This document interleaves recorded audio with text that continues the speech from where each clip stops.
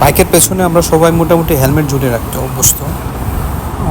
ঠিক এই জায়গাটা দিয়ে আমার হেলমেটটা পিছন হয়ে চাকার মধ্যে ঢুকে যে অংশ দেখছেন ভাঙ্গা, এখানে ভেঙেছে।